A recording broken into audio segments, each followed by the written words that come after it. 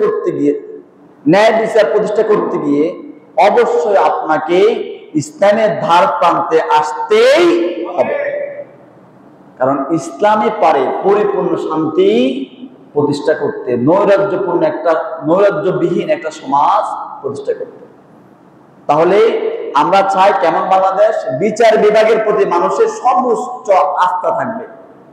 এবার আসেন, আইনের শাসন থাকবে। কিসের শাসন? আইনের শাসন থাকবে। অপরাধীকে ধরে তার আইনের আলোকে যে ধারায় সে অপরাধ করবে তাকে সে ধারায় তাকে শাস্তি ভোগ করতে হবে। যদি এরকম থাকে, পরিবার থেকে শুরু করে সমাজ থেকে জাতীয় আন্তর্জাতিক সকল সেক্টরে অপরাধীরা অপরাধ করতে অন্তত একবার হলেও ভাববে। কথা বলেন ঠিক না? আর যদি আইনের পরিপূর্ণ শাসন না থাকে তাহলে মানুষ অপরাধ করতে দ্বিধাবোধ করবে না। তাহলে আমরা কেমন বাংলাদেশ চাই? যে আইনের পরিপূর্ণ শাসন থাকবে। এরপর আমরা এমন বাংলাদেশ চাই যে বিচার বহির্ভূত, বিচারের বাইরে কোন মানুষকে অন্যায়ভাবে হত্যা করা যাবে না। একটা মানুষকে আরেকটা মানুষ হত্যা করার ইসলামে কিছু নিয়ম নীতি আছে না নাই? তার মধ্যে একটা হলো কিসাস। এটা কি? কিসাস। কিসাস মানে হলো হত্যার পরিবর্তে হত্যা।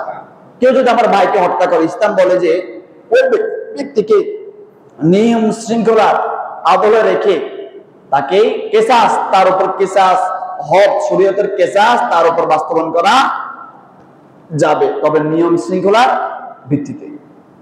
এই হক আমি আপনি সাধারণভাবে আদায় করতে পারবো না।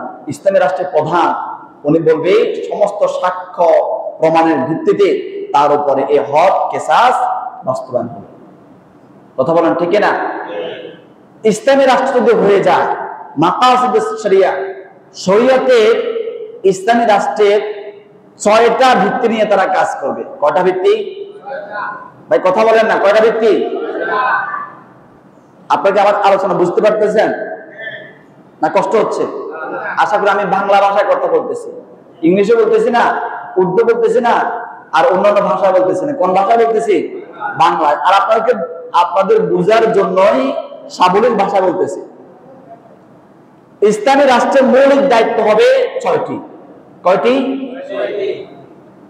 আমি আগে বলছি, ইসলাম ছাড়া বিচার বিভাগে পরিপূর্ণ ন্যায় বিচার আশা করা যাবে না। ইসলাম এমন যে শান্তি পরিপূর্ণভাবে সেই প্রতিষ্ঠা করতে পারবে। আপনারা জানেন যে আমাদের রাসূলের একজন মেয়ে ছিল, ফাতেমা রাদিয়াল্লাহু তাআলা আনহা। খুব আদরের ছিল না? অনেক আদরের ছিল। রাসূল কারীম সাল্লাল্লাহু আলাইহি ওয়াসাল্লামের সময়ে একটা মেয়ে, সম্ভ্রান্ত বংশের একজন মেয়ে একটা অপরাধ করছে, মারাত্মক অপরাধ। তখন সাহাবায়ে কেরাম আল্লাহ রাসূলের কাছে এসে বললেন, ইয়া রাসূলুল্লাহ, ওই সম্ভ্রান্ত নারী একটা সম্ভ্রান্ত বংশে, তাকে আপনি মাফ করে দেন। আমার রাসূল কি বলছেন শুনবেন নাকি? আমার রাসূল বলেছেন, যদি আমার মেয়ে ফাতেমা চুরি করতো, আমি তার হাত কাটতে দ্বিধাবোধ করতাম না। সুবহানাল্লাহ। ইসলাম এটাই চায় যে ন্যায় বিচার পাবে, একটা হাত যাবে, 10টা হাত বেঁচে যাবে। একটা হাত যাবে, 10টা হাত বেঁচে যাবে। এটার মানে কি?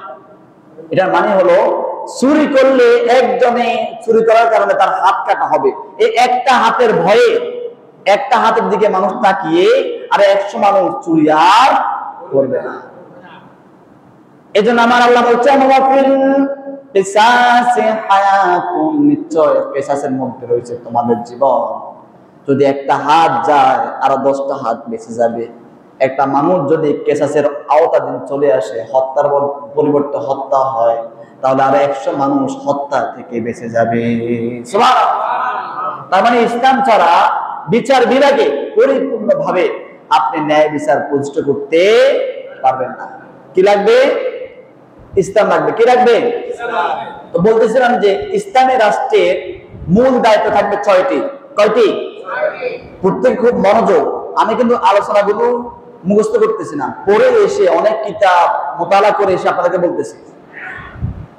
একটা ইসলামী রাষ্ট্র যদি প্রতিষ্ঠিত হয়ে যায় তাদের দায়িত্ব থাকবে 6টি। কয়টি?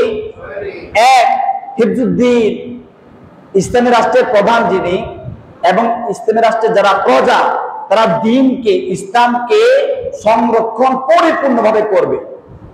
হিফজুদ্দিন তাদের জীবনে পরিবর্তনের হলেও, জীবন দিয়ে হলেও তারা ইসলামকে পরিপূর্ণভাবে সংরক্ষণ করবে। এটা হলো প্রথম। এজন্য ইসলামের অবিচ্ছেদ্য একটা অংশ হলো আমাদের নবী। কথা বলেন কি? ইসলামের অবিচ্ছেদ্য একটা অংশ যে নবীর প্রতি আনুগত্য, নবীকে অনুসরণ করা। এজন্য ইসলাম বলে যদি নবীকে নিয়ে কেউ কটূক্তি করে, তাকে সাব্বা, কেউ গালি দেয়, তাকে হত্যা করা ফরজ। হত্যা করা কি ফরজ? কারণ সেই নবী সাল্লাল্লাহু আলাইহি ওয়াসাল্লাম ইসলামের একটা অবিচ্ছেদ্য অংশ। এরপরে আমরা প্রথম পেলাম কি? হিফজুদ্দিন, দ্বীনকে আপনি রক্ষা করতে হবে। এরপর জানলাম দ্বীনের অবিচ্ছেদ্য, মানে ইসলাম মানে দ্বীন, দ্বীনের অবিচ্ছেদ্য অংশ হলো নবী করিম সাল্লাল্লাহু আলাইহি ওয়াসাল্লাম। এজন্য আমার রাসূল বলছে লা ইউমিনু আহাদুকুম হাত্তা আকুনা হাব্বা ইলাইহি মিন ওয়ালিদিহি ওয়া ওয়ালাদিহি ওয়ান নাসি আজমাইন। তোমাদের কেউ পরিপূর্ণ ঈমানদার ততক্ষণ পর্যন্ত হতে পারবে না যতক্ষণ পর্যন্ত না তার মা থেকে, তার বাবা থেকে, তার সন্তান থেকে, তার স্ত্রী থেকে, সে নিজের থেকেও আমার রাসূলকে মনে প্রাণে বেশি অনুসরণ এবং ভালোবাসা না বাসবে। কথা বলেন ঠিক না? তাহলে জানের বিনিময় হলে আপনি ইসলামকে সংরক্ষণ করতে হবে। এটা হলো ইসলামী রাষ্ট্রের 1 নম্বর মূলনীতি। 2 নম্বর মূলনীতি হলো হিফজুন নফস। ইসলামী রাষ্ট্রের 2 নম্বর মূলনীতি হলো কারো আত্মাকে সংরক্ষণ করা। আত্মা মানে মানুষ, মানুষকে হেফাজত করা ইসলামী রাষ্ট্রের 2য় মূলনীতি। একটা মানুষ মুসলমান হোক, খ্রিস্টান হোক, বৌদ্ধ হোক, নাসারা হোক, যদি ইসলামী রাষ্ট্রের অধীনে থাকে তার জান মাল সবকিছু কার কাছে নিরাপদ? ইসলামী রাষ্ট্রের প্রতিটা প্রজার কাছে একজন মানুষের জান মাল নিরাপদ। এই জন্যই তো কোনো মানুষকে কোনো মানুষ অন্যায়ভাবে মারতে পারে না।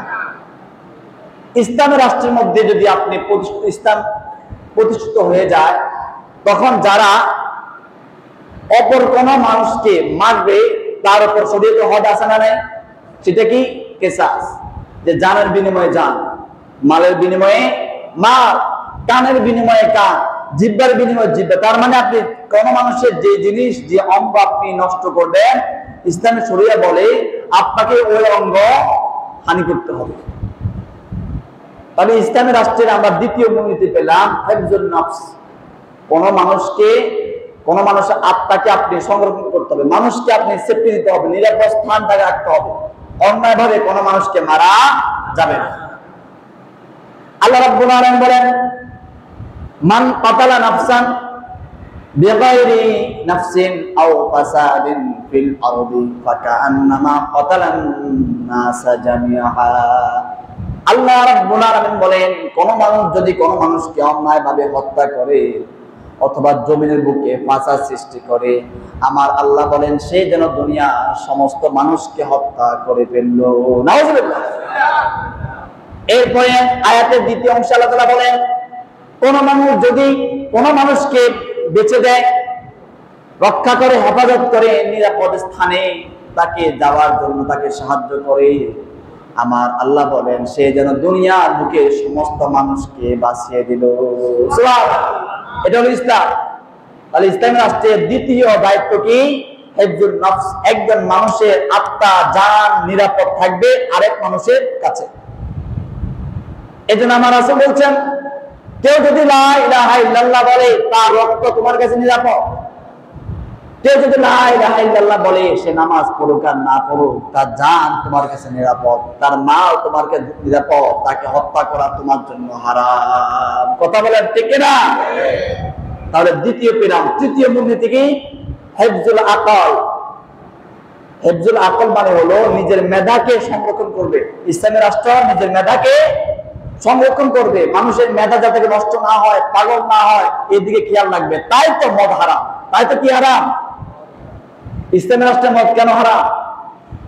ইসলামের মধ্যে মদ কেন হারাম করছে? কারণ মদ খেলে মানুষের আকল ঠিক থাকে না। বউকে মা ডাকে, মাকে বউ ডাকে, বাবাকে ভাই ডাকে, ভাইকে বাবা ডাকে। এমন নজির আছে না নাই? কিসের ফলে? মদ খাওয়ার ফলে। হিফজুল আকল, আপনার মস্তিষ্ককে ঠিক রাখা ইসলামের দায়িত্বের আমিরের কাজ। এখন এই মস্তিষ্ক নষ্ট হয় মদ খাওয়ার মাধ্যমে, অথবা নিষেধাজ্ঞা কোনো কিছু খাওয়ার মাধ্যমে আপনার এই মস্তিষ্ক বিঘাত করতে পারে, নষ্ট হতে পারে। ইসলামী রাষ্ট্রের মূলনীতি, তৃতীয় মূলনীতি হলো হিফজুল আকল। আপনার আকল মস্তিষ্ক যাতে নষ্ট না হয়, যে জিনিসে নষ্ট হবে ইসলামী রাষ্ট্র ওই জিনিসকে বাধা দেবে। আর আমরা জানি যে আমাদের আকল নষ্ট হয় মদের মাধ্যমে। এই জন্য ইসলামে কি হারাম? মদ হারাম। বুঝে আসছে নি? মদ কেন হারাম বুঝে আসছে? এই কারণে মদ হারাম। এরপর আসেন, ইসলামী রাষ্ট্রের চতুর্থ মূলনীতি হলো হিফজুন নসল, বংশ পরম্পরাকে হেফাজত করা, যাতে করে মানুষ বংশের বাইরে না যায়, বংশহীন না থাকে, বংশ পরিচয় না থাকে, এমন মনোভাব সৃষ্টি না হয়। এই জন্য ইসলাম তার হিফজুল নসল, বংশকে স্থায়ী রাখার জন্য ইসলামী রাষ্ট্র জিনাকে হারাম করেছে। কথা বলেন ঠিক কিনা? একটা নারী জিনা করলে তার পেটে সন্তান আসতে, সন্তানের বাবা যদি পরিচয় না জানে সন্তান, তাহলে সে কার পরিচয় দিবে? কথা বলেন। এই জন্য ইসলামের শরিয়া বলছে যে হিফজুল নসল, বংশ পরম্পরা ঠিক রাখার জন্য জিনাকে আল্লাহ তাআলা হারাম করেছেন। সুবহানাল্লাহ বলেন। কিছুদিন আগে আমরা দেখলাম যে আমাদের সমাজের মধ্যে মায়ের পরিচয় বেড়ে ওঠার জন্য চাইছিল। একজন পুরুষ তার মায়ের পরিচয় বেড়ে উঠবে না, একজন নারী তার মায়ের পরিচয় বেড়ে উঠবে না, একজন নারী একজন পুরুষ ইসলাম বলে তার বাবার আদর্শেই বেড়ে উঠবে। কারণ মা সে কার থেকে সন্তান নিল, যদি তার বাবার পরিচয় না জানে, সন্তান কিন্তু বাবার পরিচয়হীনতায় ভুগবে। যদি বাবার পরিচয় থাকে তাহলে সন্তান নিশ্চিত যে আমি যে আমার মায়ের মাধ্যমে আসছি, আমার বাবা অমুক। ওই ব্যক্তি তার বাবার পরিচয় দিবে, এতে বংশের পরম্পরায় ঠিক থাকবে। আর যদি এমন হয় যে মায়ের পেটে সন্তান কিন্তু কার থেকে সন্তান আসছে, মানে জিনের মাধ্যমে সন্তান আসছে, তাহলে বংশ পরিচয় থাকবে? থাকবে না। এই কারণে ইসলাম বলছে যে হিফজুন নসব, বংশকে ঠিক রাখার জন্য ইসলামে জিনাকে হারাম করেছে।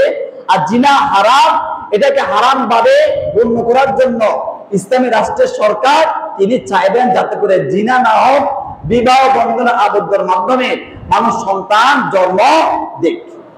বুঝে আসছে নি? এরপর আসেন, ইসলামী রাষ্ট্রের রাষ্ট্রপ্রধানের আরেকটা মৌলিক দায়িত্ব হলো হিফজুল ইজ্জত, মানে আপনার আব্রু সম্মানকে রক্ষা করা, আপনার আব্রু সম্মানকে রক্ষা করা। এবার উদাহরণটা কি? উদাহরণটা হলো ইসলামের শরীয়তে আছে কোন ব্যক্তি যদি কোন নারীকে অথবা কোন পুরুষকে জিনার অপবাদ দেয়, খরগোশের মতো কান্না খাড়া করেন, কোরআন আয়াত বলতেছে। মানুষের সম্মান কত দামি ইসলামের মধ্যে, খেয়াল করেন মানুষের সম্মান কতটা দামি ইসলামে, এবং এই সম্মানের হেফাজত করবে একজন ইসলামী রাষ্ট্রপ্রধান, এটা তার মৌলিক দায়িত্ব। আমার আল্লাহ বলেন কোন ব্যক্তি যদি কোন ব্যক্তিকে কোন জিনা অথবা কোন খারাপ কাজের বহতান দেয়, তহমত দেয়, তার উচিত 4 জন সাক্ষী নিয়ে আসবে। কয়জন? কোন ব্যক্তি যদি কোন নারীকে জেনার জন্য তহমত দেয় যে এই নারী জিনাকো, এই পুরুষ জিনাকারী, কিন্তু আদৌ এই পুরুষ জিনা করে নাই, এই নারী জিনা করে নাই, তার প্রতি হিংসাত্মক মনোভাব নিয়ে আপনি তাকে বহতান দিচ্ছেন, তহমত দিচ্ছেন। ইসলাম বলে যে একজন মানুষের আব্রু সম্মান অনেক দামি, যে ব্যক্তি তহমত দিচ্ছে তার প্রমাণ হিসেবে 4 জন সাক্ষী নিয়ে আসতে হবে। কজন? আল্লাহ তাআলা বলেন যদি ওই ব্যক্তি 4 জন সাক্ষী না পায় তাহলে 80 বেতের আঘাত যে ব্যক্তি মিথ্যা অপবাদ দিয়েছে তাকে খেতে হবে। ইসলাম সম্মানের মর্যাদা আছে না নাই? খেয়াল করছেন? আর যদি প্রমাণ দিতে পারেন যে এই লোক জিনাকারী, এই নারী জিনাকারিনী, তাহলে তো ভালো কথা।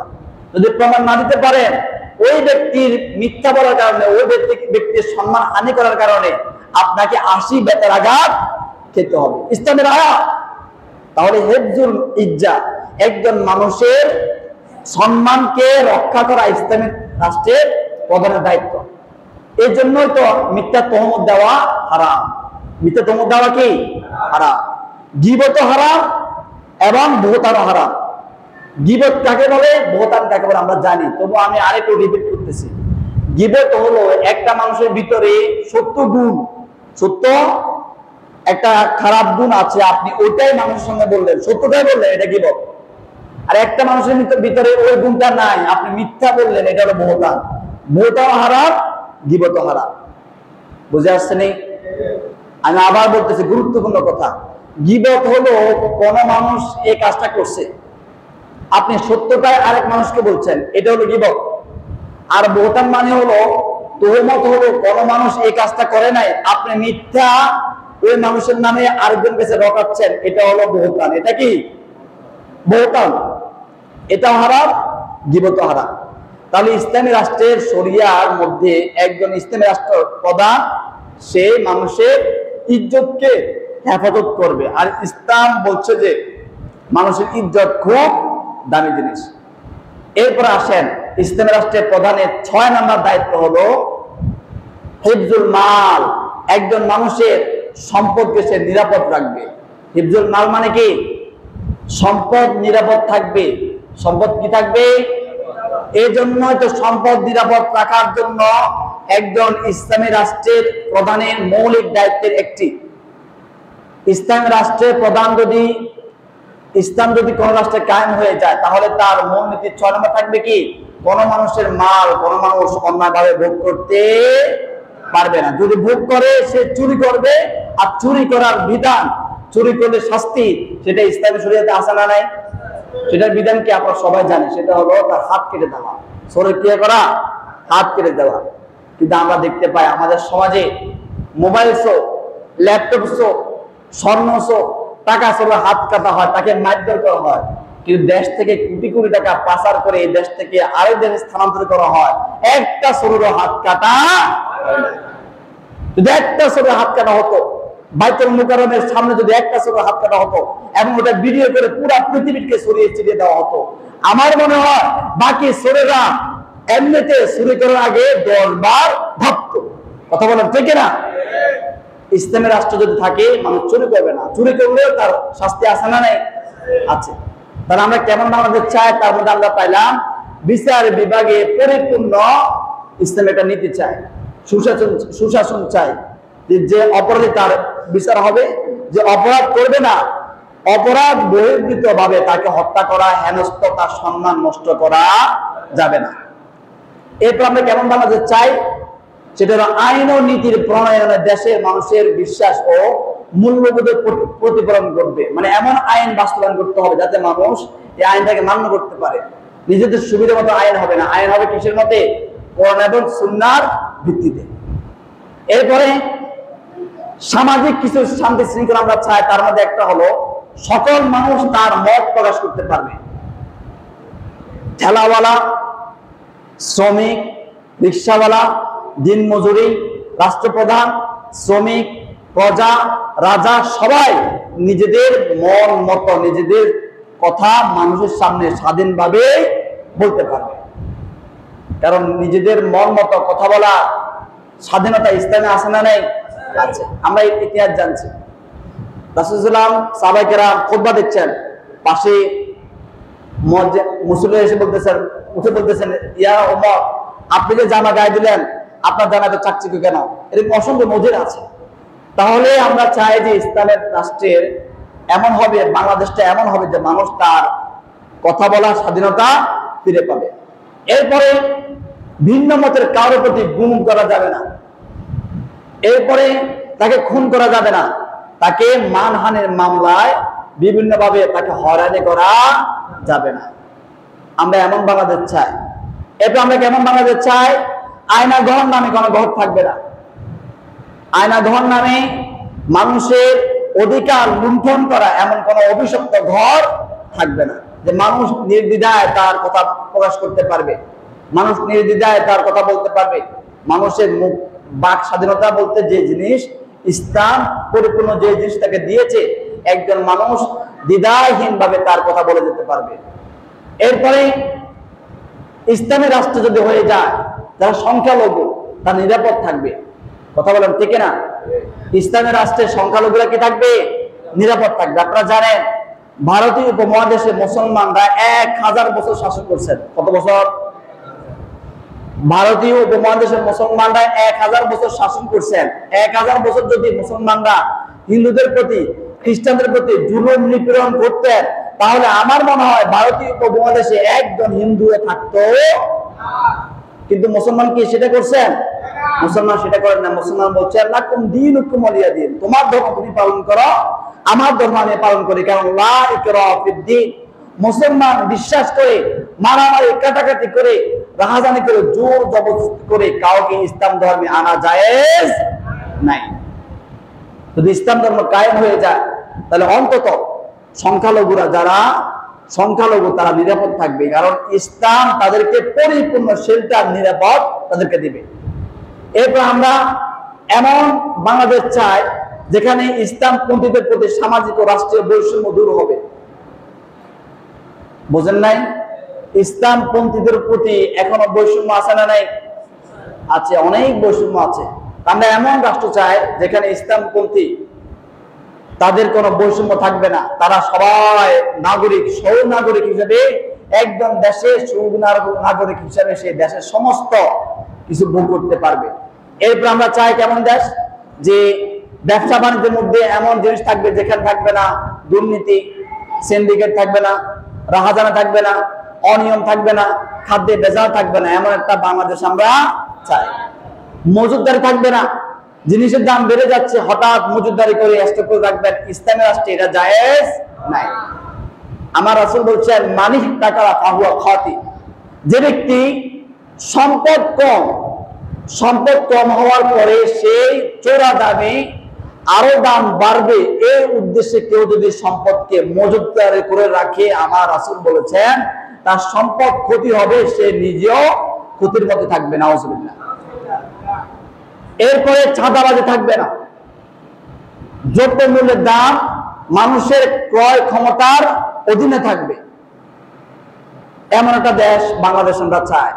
এরপর আমরা চাই যে অধিক মুনাফাখোরি, জিনিস কিনছে 20 টাকা, বেচবে 40 টাকা অথবা 80 টাকা অথবা 120 টাকা। আমাদের সমাজে এমন জিনিস আছে না নাই? বন্যার সময় দেখা গেছে কিছু অসৎ উপায়কারী ব্যবসায়ীরা একটা মন 5 টাকা বিক্রি করছে 100 টাকা। এরকম সুযোগ সন্ধান যারা, তাদেরকে ধরে ধরে আইনের আওতায় আনা হলে অন্যরা তাদের দেখায় আর অপরাধ করবে না। এরপর নিরাপদ পানি আমরা খাদ্য, পানি, চিকিৎসা সেবায় সব ক্ষেত্রে আমরা নিরাপদ চাই। কোন ধরনের সিন্ডিকেট থাকবে না।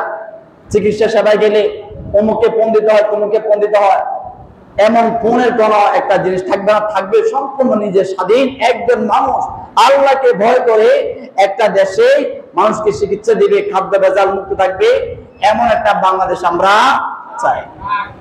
এরপর আসেন, কৃষক তার ন্যায্য মূল্য পাবে, শ্রমিক তার পারিশ্রমিক শ্রম শুকানোর আগে, ঘাম শুকানোর আগে পেয়ে যাবে। ইসলাম বলে যে আতু রাজির আজরাহু কবলা আইন উজরা ইলকাহু, একজন শ্রমিককে তার ঘাম শুকানোর আগে তার পারিশ্রমিক দিয়ে দাও। ইসলামী রাষ্ট্র প্রতিষ্ঠিত হয়, ইসলামী রাষ্ট্র প্রতিষ্ঠিত হওয়ার মাধ্যমে শ্রমিক, ঠেলাওয়ালা, দিনমজুরি, কৃষিজীবী, কৃষিকাজ করেওয়ালা, কৃষক সকলে তাদের ন্যায্য অধিকার পাবে একটা মাধ্যমে, যদি দেশটা ইসলামী রাষ্ট্র হয়ে যায়। আমি আগে বলছি, আবার রিপিট করতেছি, ইসলাম ছাড়া কোন মানুষ, কোন সমাজে, কোন দেশে, কোন পরিবারে শান্তি আসবে না। কথাটা আবার রিপিট করতেছি, অনেকে ছিলেন না। 1945 সালে যদি জাতিসংঘ প্রতিষ্ঠিত হয়েছে মানুষের শান্তি দেওয়ার জন্য, অবধি শান্তি নেই, কারণ জাতিসংঘ নিজেদের মন মতো চলতেছে। যদি ইসলামের নিরিখে চলতো তাহলে অবধি শান্তি আশা করা যেত। পারতে শান্তি দিতে পারে না, কারণ তারা মন মতো চলছে। তাহলে আমরা এমন একটা বাংলাদেশ চাই যেখানে শ্রমিকের অধিকার থাকবে, যেখানে কৃষকের অধিকার থাকবে, ঠেলাওয়ালার অধিকার থাকবে, দিন মজুরের অধিকার থাকবে, শ্রমিকের শ্রম পারিশ্রমিক তার ঘাম শুকানোর আগে তাকে দেওয়া হবে, সিন্ডিকেট থাকবে না, দুর্নীতি থাকবে না, এমন একটা দেশ আমরা চাই। এরপরে প্রশাসনিক ক্ষেত্রে স্বজনপ্রীতি থাকবে না, কি থাকবে না? স্বজনপ্রীতি থাকবে না, দুর্নীতি থাকবে না। এরপরে মানুষ দলীয় প্রভাব মুক্ত থাকবে, এমন একটা দেশ আমরা চাই। এরপর শিক্ষাক্ষেত্রে মুসলমানের মেজরিটি পার্সেন্ট মুসলমান দেশে শিক্ষাক্ষেত্রে এমন শিক্ষা প্রণয়ন করতে হবে যেখানে থাকবে নবীদের জীবনে, সাহাবীদের জীবনে, তাবেঈদের জীবনে, তাবেঈদের জীবনে, যাদের জীবনী পড়লে মানুষ সত্যের দিকে ধাবিত হবে, এমন সুশীল সমাজ গঠন করার জন্য তাদের জীবনী রাসূলের জীবনের বিকল্প নাই।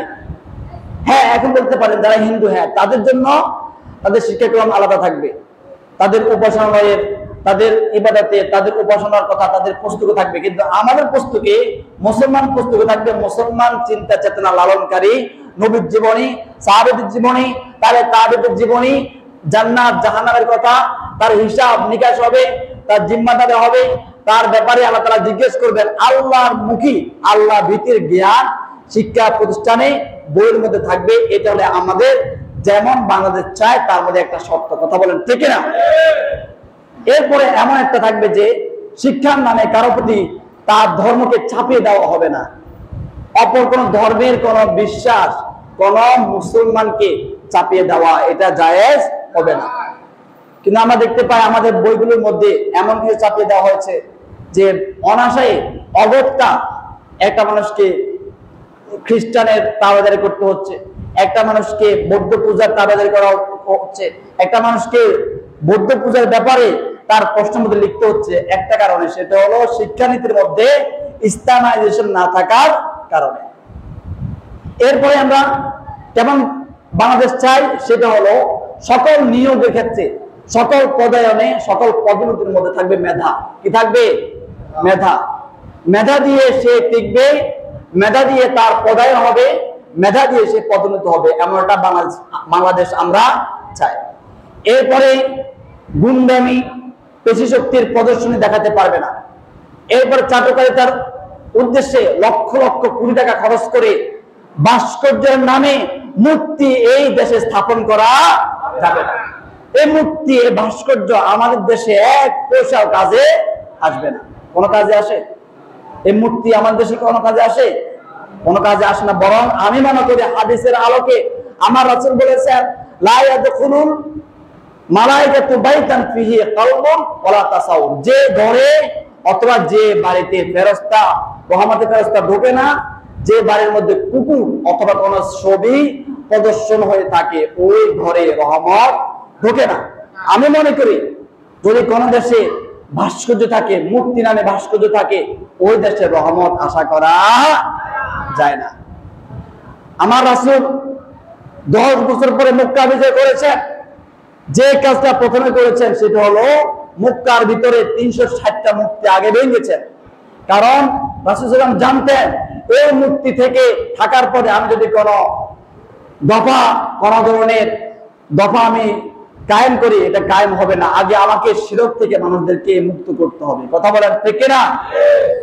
এজন্য দেশের সম্পদ, দেশের জনগণের টাকা পয়সা দিয়ে আপনি মূর্তি বানাবেন, আমরা মূর্তি বানাবো, যে দলে হোক, এটা আমরা বরদাস্ত করব না। এরপরে বিনোদনের নামে অশ্লীলতা, ব্যয়পনা, আমাদের নৈতিক চরিত্রকে নষ্ট করার নামে, বিনোদনের নামে এমন ধরনের বিনোদন ইসলামী রাষ্ট্রে কায়েম করা যাবে না। বিনোদন দিয়ে আপনার আমার ঈমান হরণ করবে এমন জিনিস আমরা চাই না। এরপর আমরা চাই যে আমার দেশের আপামর জনতা, আমার দেশের মানুষ একটা উসিলায় খাচ্ছে, বড় অঙ্কের টাকা যেখান থেকে আসতেছে প্রবাসীরা, তাদের সর্বোচ্চ নিরাপত্তা দিতে হবে। আমরা এমন বাংলাদেশ চাই, তারা হয়রানি হবে না। এই দেশে প্রায় 3 কোটি মানুষ বিদেশে আছে। কত? প্রায় 3 কোটি মানুষ বিদেশে আছে, মধ্যপ্রাচ্যে, ইউরোপে, আমেরিকা, কানাডা, অস্ট্রেলিয়া সহ বিভিন্ন উপমহাদেশের দেশে 3 কোটির অধিক বাংলাদেশি বিদেশে আছে। তাদের উপার্জনকৃত টাকা আমার দেশে পাঠাচ্ছে, আর আমার দেশের অর্থনৈতিক চাকা সচল হচ্ছে। তাদের পরিপূর্ণ নিরাপত্তা আপনাকে আমাকে দিতে হবে। ভাইরা আমার, তাহলে কেমন বাংলাদেশ চাই? আমাদের বিষয় কি ছিল?